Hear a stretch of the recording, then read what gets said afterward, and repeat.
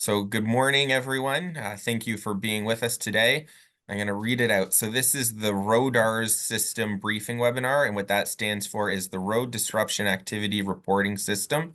We'll use the word RoDARS, one, because it's a City of Toronto initiative, and two, that is not the easiest name to say. So anyways, today's webinar is a collaboration between a bunch of construction associations. And so part of today's efforts, obviously ResCon, but we partnered with Build, Concrete Ontario, the Greater Toronto Sewer and Water Main Association, the Heavy Construction Association of Toronto, the RCCAO, and the Toronto Area Road Builders Association. And as many of you know, the City of Toronto created what we call construction hubs. It dates back to 2019, and the idea was to have this hub to coordinate construction activities with high levels of construction. So the original hub was in the Yonge and Eglinton area, and from there, it's grown to 6. And our speaker today, and I guess I'll wait to introduce him, but he was actually the first hub coordinator and was so successful he got a promotion. So we'll get into that though. But as discussed, today's webinar will focus on a new initiative. It's called RoDARS, and we're going to hear directly from the City of Toronto. We're going to hear directly from Stuart.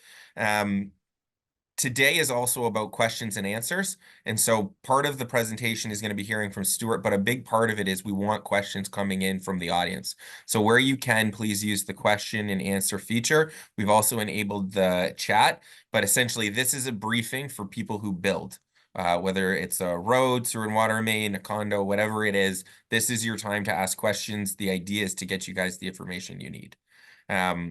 I would like to do a land acknowledgement, and so I'd like to respectfully acknowledge that we're situated on the traditional territory and treaty lands of the First Nations, in particular those of the Mississaugas of the New Credit, as well as the Anishinaabe of the Williams Treaty First Nation, and the Huron-Wendat and the Métis Nation. As ResCon's office is located in Vaughan, we are grateful to have the opportunity to work and live in the territory. I think I've gone over all of the housekeeping items. But again, we strongly encourage questions. And our first speaker and only speaker today will be Stuart McGee. As I said, he started in 2019 as the first hub coordinator.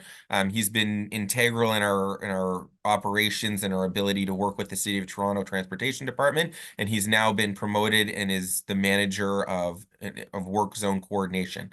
And so he is a valuable resource. I encourage you to get out and meet with him. I'm sure many of you have, because he is very involved and has done a terrific job in liaising and communicating with industry. So without further ado, we will turn it over to Stuart. Andrew, thank you very much. And everyone, thank you very much for being here and having me here for this presentation. So what I want to talk about is the purpose of today's meeting is to discuss the city's new initiative with RoDARS Central. So with this, let me just get set up.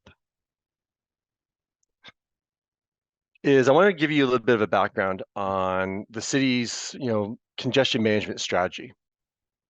And can everyone see my screen okay?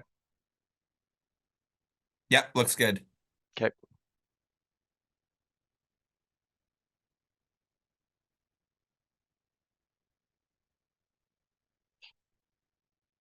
Okay, so the first thing I want to discuss is the city's congestion management strategy.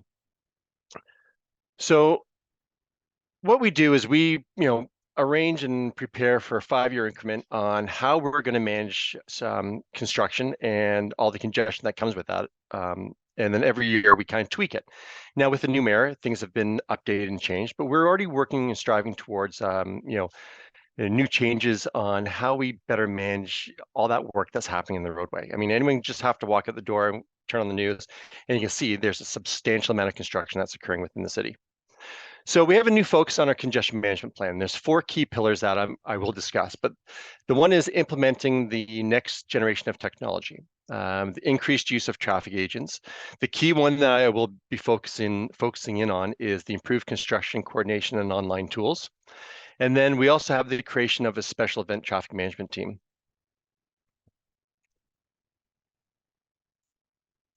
So as I was mentioning, I mean, we're more capable than ever before to manage everything that's coming at us. So we're utilizing artificial intelligent traffic signals. We have hundreds of these out in deployment now.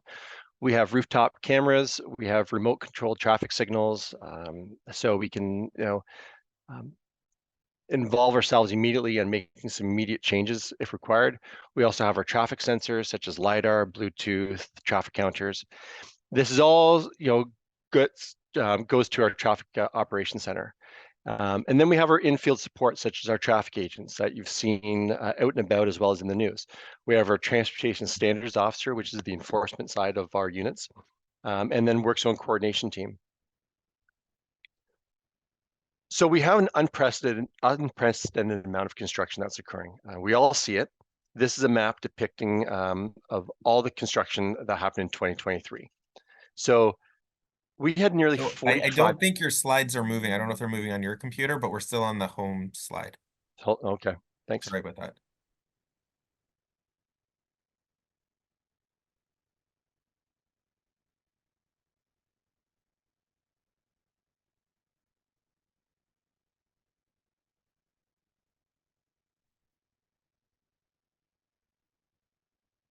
Okay. So we're dealing with an unprecedented amount of construction. As of last year, we had the end of 2023, we had nearly 45,000 work requests for work to occur within that roadway. We had 330 capital projects that we delivered. There's 8 major transit projects. And under our last count, we had 373 tower cranes currently in the sky. The next city close to us is Seattle with 40. Now, this is a map depicting the capital projects that are slated for this year. So when you impose this over all the other work that's occurring, it's easier for us to actually count the roads that have no construction occurring. It's an unprecedented amount, as we've already stated. It's not going to stop. It's going to continue on for quite a while. So how do we manage all this traffic? It's not just the construction work that's occurring, but then we have to worry about, or we have to take in consideration, all the events that occur. So things like Pride, Caravana, which brings millions into the city. Then we have things like concerts like Taylor Swift. We're planning for FIFA 2026 already. And this is one of those pillars of we've created a special event team to manage construction and traffic around events. Then there's the the protests, things that we don't consider, like things that happen immediately that we don't control. So with all this work and all the events and with protests, we need to be more flexible in how we do things. So I want to give a bit of a background on exactly how we actually do this. So we have a macroscopic planning and a microscopic planning on events in work and congestion. And under macroscopic, we actually look at this 4 to 5 years in advance. And what we do is we kind of sit in a room, we kind of hash out all the work that has to happen over those periods, and we look at conflicts. What are the major conflicts that are going to occur? We do traffic modeling on the issues that we've identified, and we figure out how do we best move people through this? So do we take away on-street parking? Are we going to utilize traffic agents, signal timing modifications? Do we have to change one-way streets to two-ways or two-ways to one-ways? And then what technology can we use to better utilize and, to get people through all this construction? On top of all this, we're in the midst of creating a new office, which is going to be the Strategic Capital Coordination Office, to better manage the overall process and how we plan the work on a large scale. And then we have our microscopic view, like how things happen in year. How do we plan everything to happen all at once? And this RoDARS Central is the new technology that we're going to implement to have people book their space in the roadway by themselves. Instead of going through the old process of working with the work zone coordination team directly, it's going to give the ability for anyone that needs to do work in the roadway to obtain their permits and immediately go and book their space to work, and they can book it up to a year in advance. With that comes another piece of that pie, which is ITS Central, which is our graphical map of identifying where this work is occurring. So, and how this looks is work zone or 311, our reporting system, is you can come in, or RoDARS team, they can come in and click on any of these graphical pictures. They can click on it and up pops the information of what the traffic impacts are, who it is that's doing the work, what the time frame is, and how do we, better enhance this. But before I even get into that, the key thing I want to talk about is ensuring safe and accessible pedestrian routes in construction zones. So the AODA compliance. In order for this system to be used, the quality of the traffic plans and the requests are going to have to ensure that AODA is being met. And this is the beginning of a culture change. So we're prioritizing the safety and accessibility of vulnerable road users. Now, the concentration will always be on the safety of the worker, but then we need to break this down that pedestrians, cyclists, emergency vehicles, and motor vehicles really need to be thought of and maintained. So we want to ensure that there's safe and accessible, well-marked paths of travel for pedestrians, and that we're maintaining the cycling infrastructure to the greatest extent possible. And where this all came about is the decision history. Is a couple of years ago we were told by the Toronto Accessibility Advisory Committee, which reports to City Council, where they want to know exactly what we're doing. Like, how do our work zones work? How are they accessible? And this went over a couple year period where we're at the position now where we did a deep dive and we did analysis, and we came across that we can make significant improvements on how AODA is met within work zones. And what came out of this is we sent out surveys, about 3,700 surveys to different advocacy groups and individuals, getting their input back on what they see as their concerns. And we got a lot back.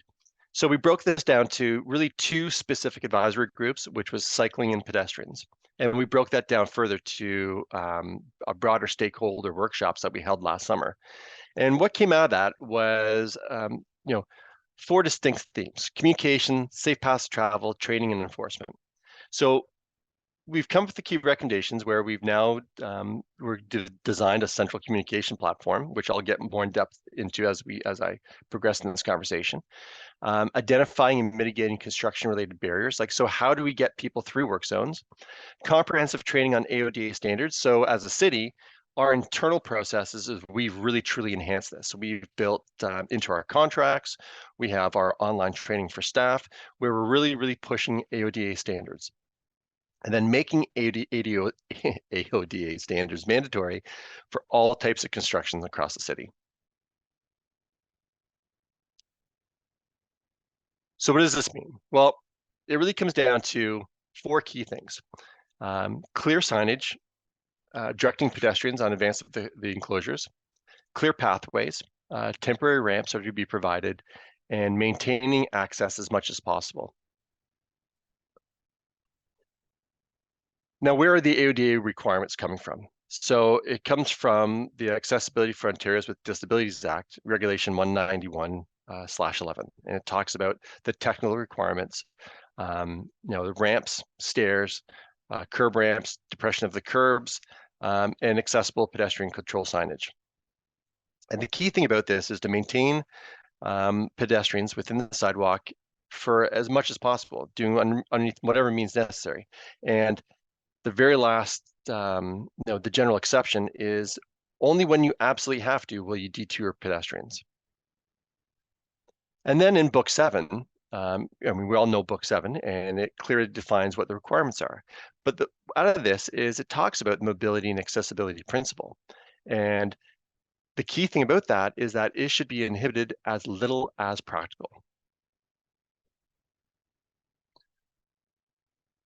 So also in Book 7, it talks about minimum sidewalk widths, and they reference 1.8 meters as the minimum sidewalk widths that we're trying to attain.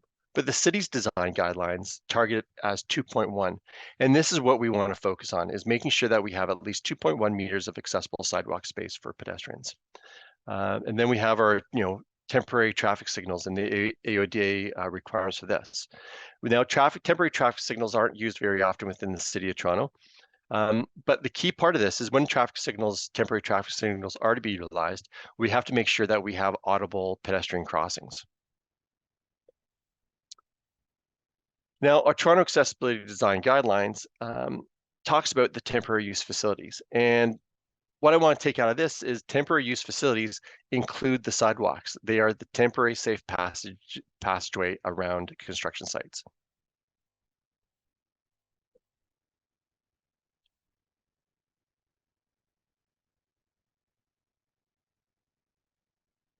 So why 2.1 meters?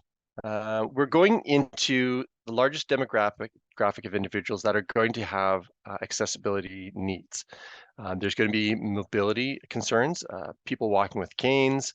We're going to, 2.1 meters allows two scooters or two wheelchairs to pass each other, as well as for, baby carriages. It provides sufficient widths within our sidewalks to be utilized exactly how we do a roadway. And then in our design guidelines, it very clearly specifies that the exterior paths of travel are to be 2.1 meters and be free and clear of any obstructions. It also says in section 4.1.2, that we're looking to delineate all exterior pathway from the construction sites and the vehicular roadway. And we want to make this as highly visible and also cane detectable, such as the graphic on the bottom right-hand corner. We're looking to ensure that we have cane detectable barriers at the bottom of work zones so that some of the visual acuity concerns can actually get their way through this. And then again, in book 7, it talks about, very specifically about the AODA requirements, such as, pedestrian safety considerations, the protection from work zones, the travel path, pedestrian crossings, and what's to look like within the construction's work zones.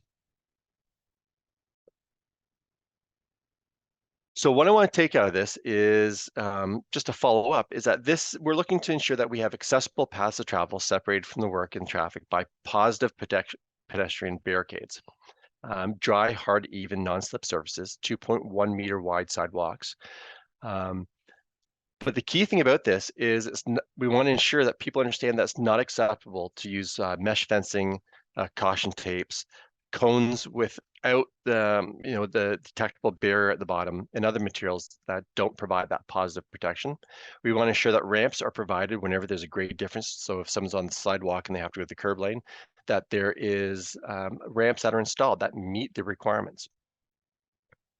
And when it's not feasible to meet these requirements, this is the only time we're looking to redirect pedestrians onto the sidewalk. Now, the reason why I had talked about these things up front is as we move into the next few slides, I'm going to talk about our RoDARS Central and the new standards for reporting. We don't want to reduce someone's ability to work in the roadway. We actually want to speed you up and get you into the road and off the road as quickly as possible. So the quality of the traffic plans submitted are going to be key on this. So we want to ensure that people understand what the AODA compliant requirements are and to start graphically showing this within the traffic plans, acknowledging that they understand that there are requirements for the AODA compliance. And this leads me into talking about RoDARS Central and our QR code project.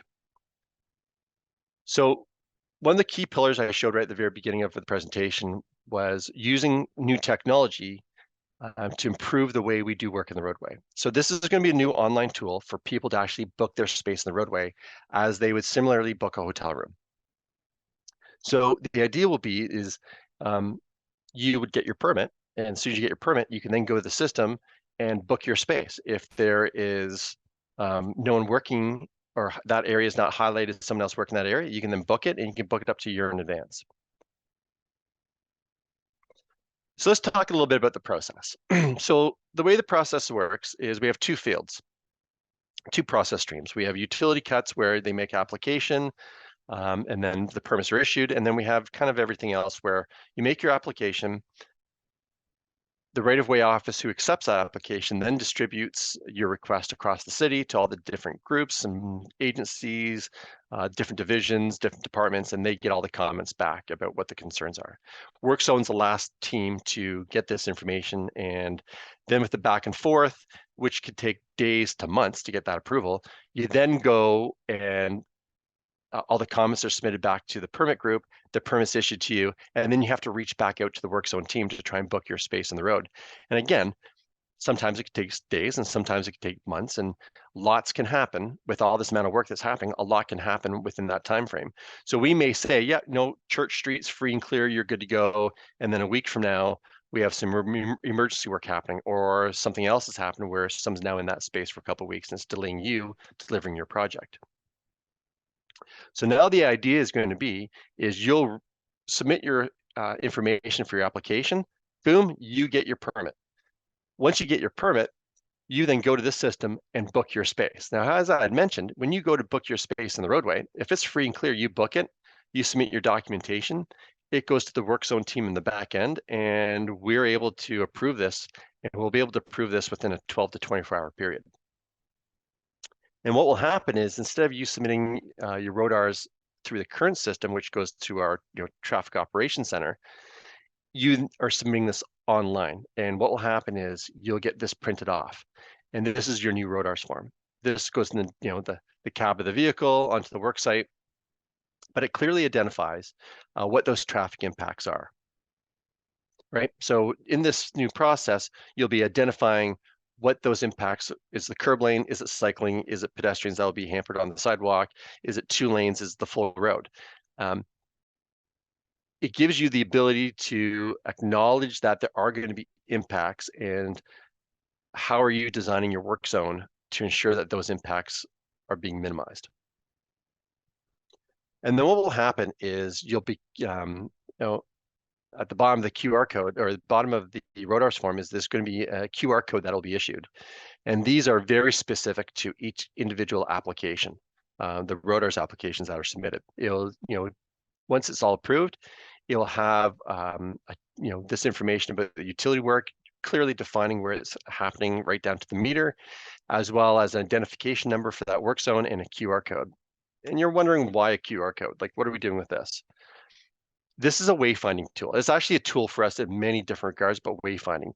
I mean, again, all you have to do is walk around the city and we're inundated with construction. It's one work zone to the next, to the next, to the next. And how are we getting people through?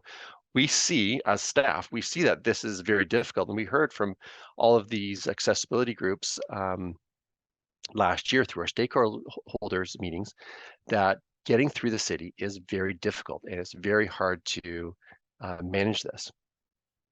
So we already currently do wayfinding, but more on a grandiose scale. Like this is, or more on a large project scale. So most of our large projects will have signboards that advise people how to get around a work zone. And this is in place over on Queen Street for the Metrolinx project.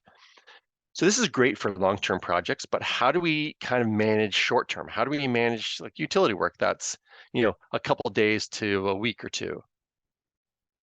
And this is where this QR code, the RoDARS Central project, really comes in handy. So by all means, if you want, you can take a picture of this QR code and it'll show you exactly what comes up.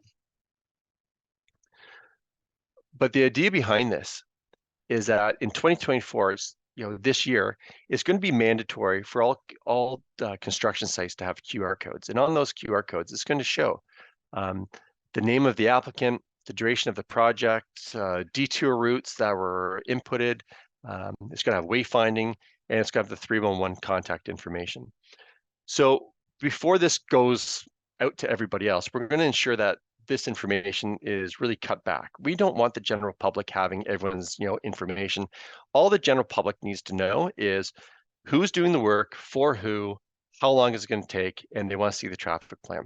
There'll be a 311, so our information, our customer service call center 311 will have a direct link to them. So if someone's walking through a work zone and there's concerns, let's say there's an accessibility concern, they can click on this QR code. It'll provide the basic information they're looking for, but then also give them the ability to, advise 311 what the concerns are.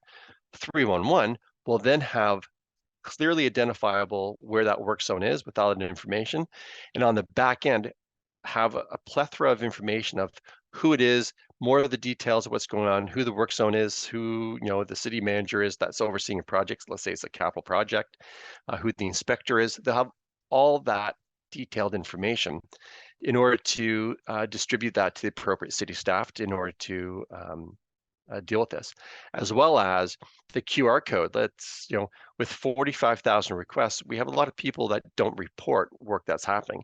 So now if there are concerns, our enforcement teams can show up and they'll know right away that they've been approved because there's a QR code that's been issued directly for that site.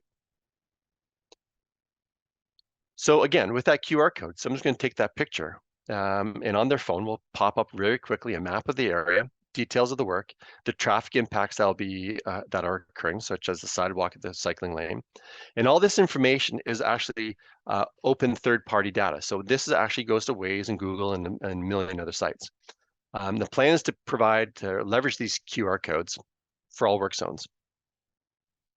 And this is in terms of the wayfinding for pedestrians and cycling.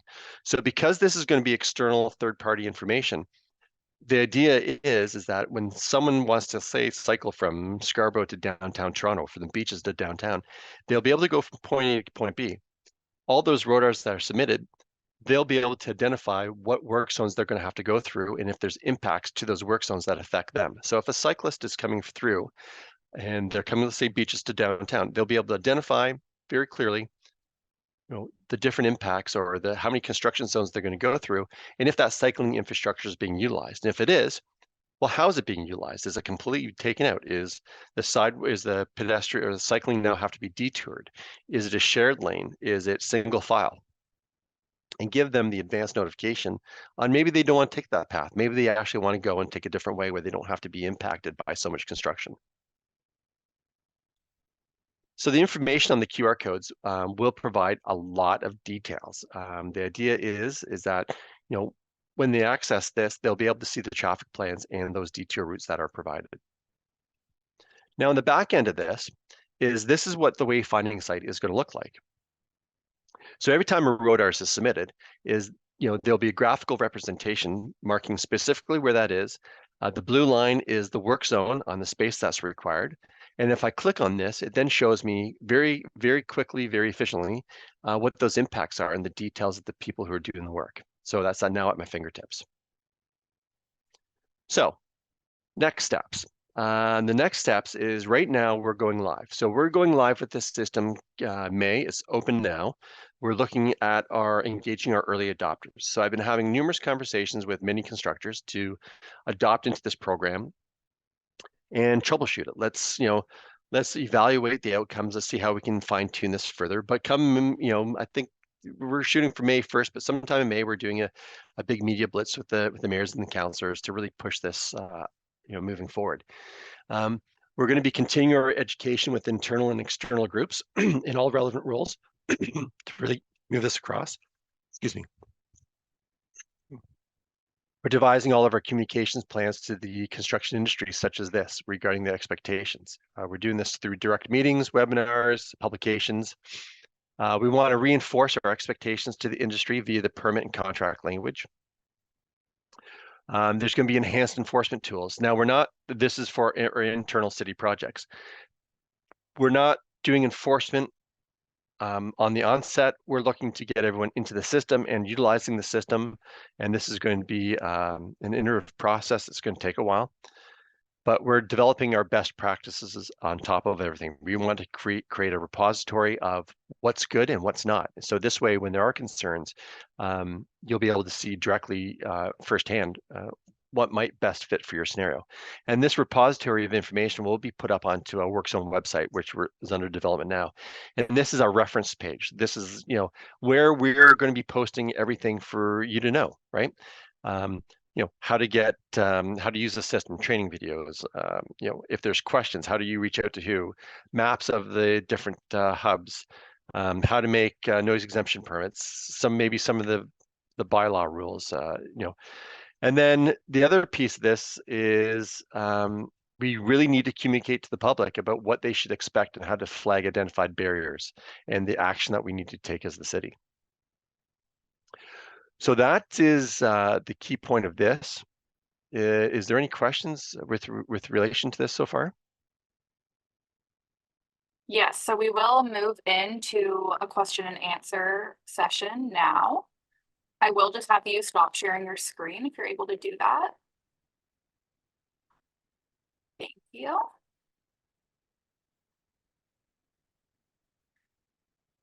Well, thank you for that very informative presentation. We do have some questions coming in. So we will start with, you mentioned you can book a closure up to a year in advance. When is payment made, at the time of request or at the time of closure a year later?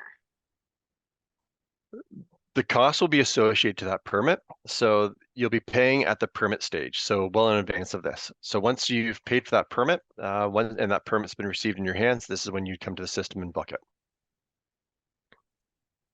Thank you.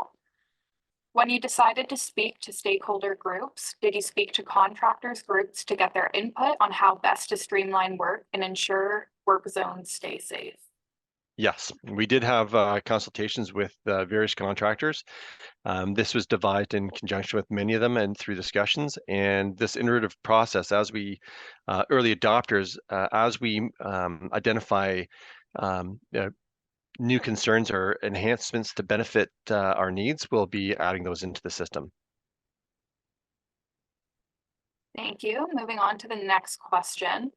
In one of the previous slides, you said that temporary sidewalks are to be minimum 2.1 meters wide for AODA. Unless I misunderstood, standard sidewalks in residential areas are 1.5 meters maximum. Are contractors going to be expected to widen existing sidewalks in order to meet permit standards? So if you're creating a new sidewalk space within the, let's say you're taking out the sidewalk and work has to occur. You know, you're bringing, let's hypothetically, you're doing a sewer connection and the sidewalk's going to be occupied. The idea is when you create that new sidewalk within the curb lane, we're looking for that maximum space of 2.1.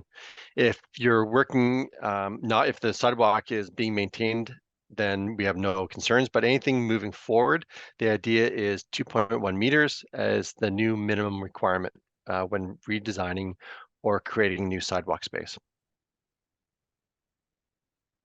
What happens when the street occupancy changes during work hours and after work hours? For example, we are occupying one lane during work hours, but then opening the lane after work hours. What will the QR code show? Well, this is going to be the key thing is depending on exactly what you're going to be changing. So if we're moving, again, let's use sidewalks as the perspective here. If you're moving the sidewalk into the curb lane, we're looking for a physical barrier to protect the pedestrians. So we're looking for a water-filled ballast or jersey wall. When we do something like that, I'm not expecting you to remove that on a daily basis. And the reason being, because I know there's the amount of time and effort to take and the equipment required to move such devices. So once something like that goes into effect, the idea would be to maintain that curb lane closure for the duration of that project.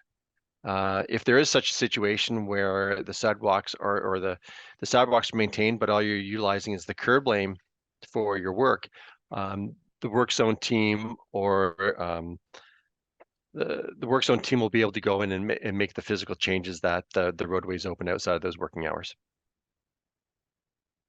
Thank you. Where does the city want this posted on a very short duration project? I'm thinking they're speaking about the QR codes. For example, if this project was less than 1 day. So on projects such as this, we're working already with our operations and management group, as well as other contractors that do, work in and out very quickly, such as, fiber optic splicing. You're in and out in an hour or two. Information like this is we're customizing solutions such as QR codes that are kind of predefined as someone jumps out of the truck to go do work. So a perfect example is our contractor doing our signals, Black and Mac. They're usually on site, very, very short duration, half an hour to maybe an hour and a half, 2 hours tops. They're testing a system now where they get out of their truck, they'll open up an A-frame sign. There's a Wi-Fi system built in that automatically casts this information and posts it to the the external website.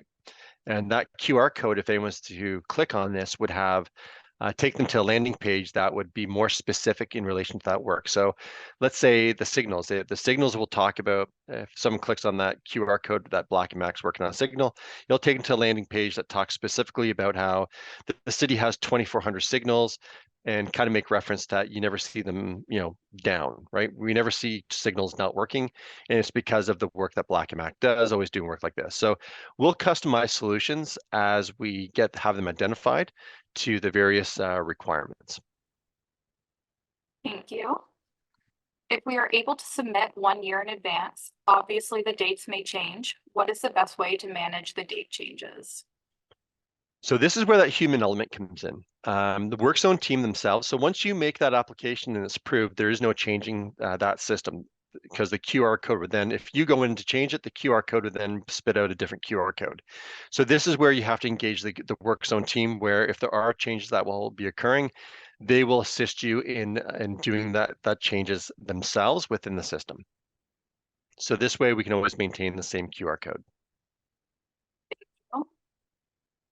How will contractors performing emergency work on demand for the city be using this tool?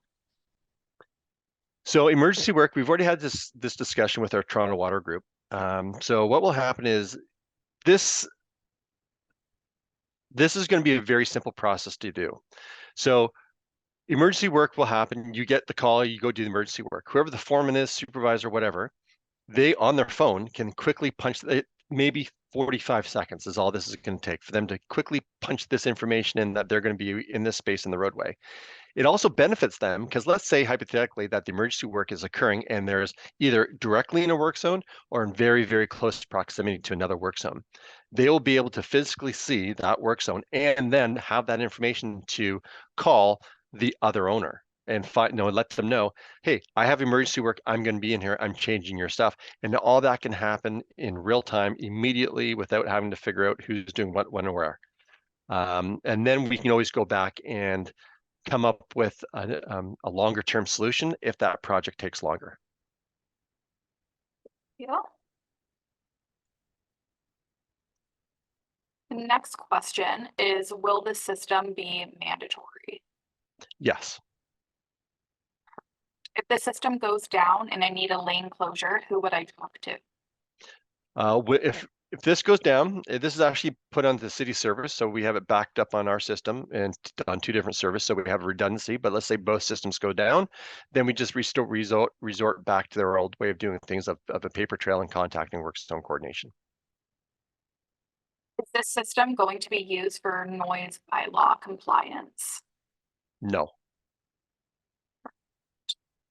What if I need a longer road closure? Do I use this for things like crane hoisting? Yes. So this will be used for absolutely everything that happens within the roadway.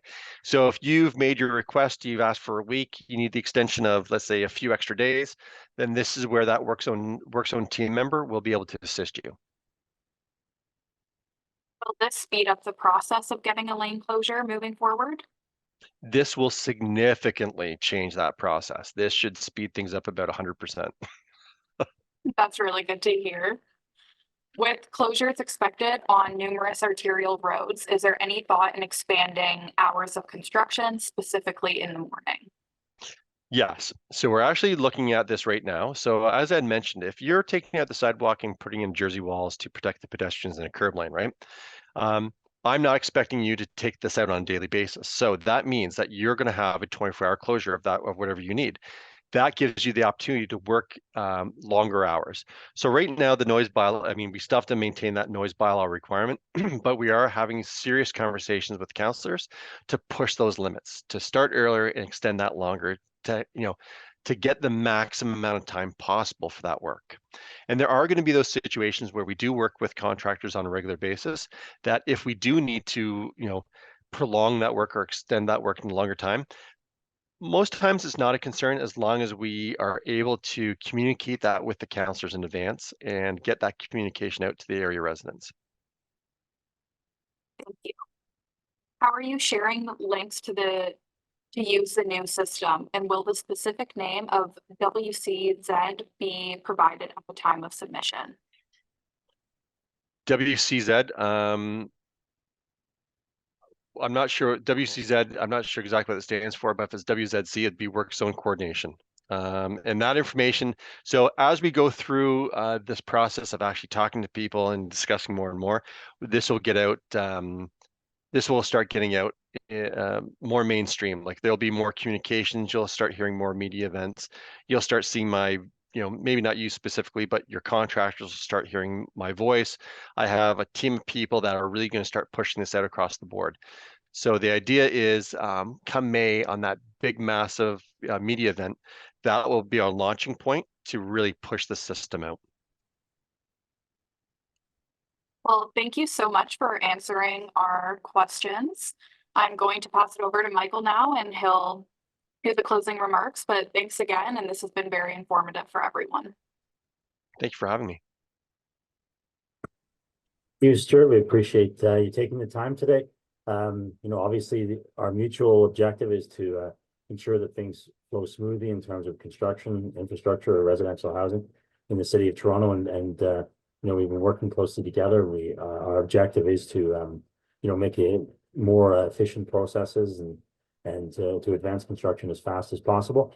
We appreciate you taking the time to provide this information and questions. And if we receive any further questions from members, we'll pass those along to you. But again, we appreciate the opportunity to work together and also to receive this informative information today on what could potentially be a very big game changer for how we go forward. So thanks again for that.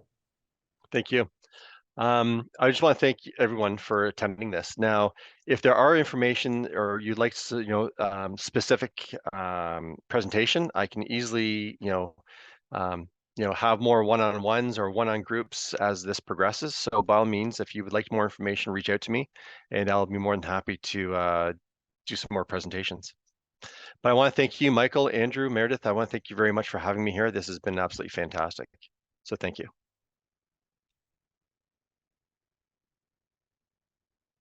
Great. So I think that was great. We'll stop the recording.